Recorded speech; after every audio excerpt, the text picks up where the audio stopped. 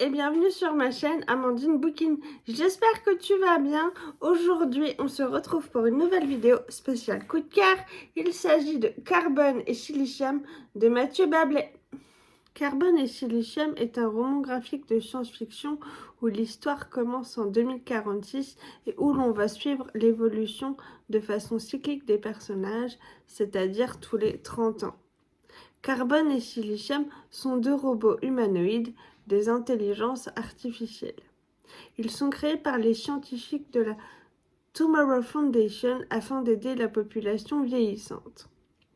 Carbone et Silicium sont élevés dans un cocon très protecteur et sont très avides d'aller à la découverte du monde.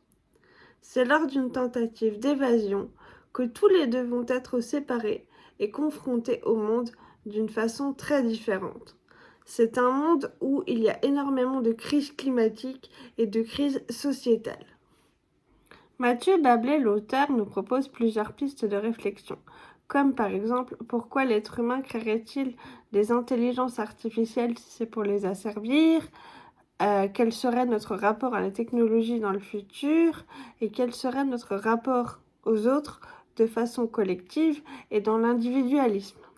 Mais aussi des thématiques un petit peu plus actuelles comme la recherche technologique et scientifique, notre vision du capitalisme, la crise migratoire et la crise climatique. C'est pour cette raison que Carbone et Silicium peut être à la fois très futuriste, mais aussi en même temps très proche de nous. Carbone et Silicium, c'est aussi l'histoire d'amour entre les deux robots. On ne sait pas pourquoi cette histoire d'amour est là, mais elle est là. On a un lien très fort entre les deux personnages. C'est un lien qui est aussi vital que douloureux.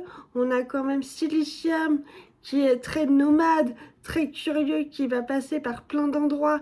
Il va par exemple aller de Kiev à Alger, il revient tous les 30 ans, voir Carbone qui est sédentaire et très assumé par rapport à ça. Pour moi, Carbone et Silicium, c'est un coup de cœur, mais en demi-teinte. En demi-teinte parce que j'ai pas spécialement apprécié les dessins. La charte graphique ne m'a pas du tout plu.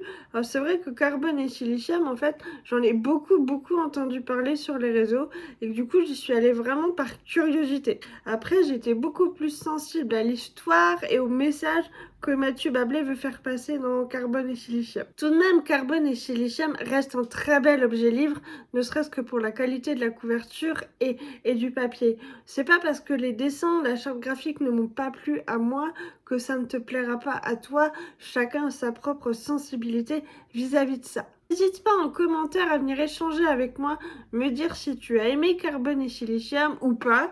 N'hésite pas à venir échanger, je réponds toujours avec beaucoup de plaisir. N'hésite pas à liker ma vidéo, à la partager sur tes réseaux.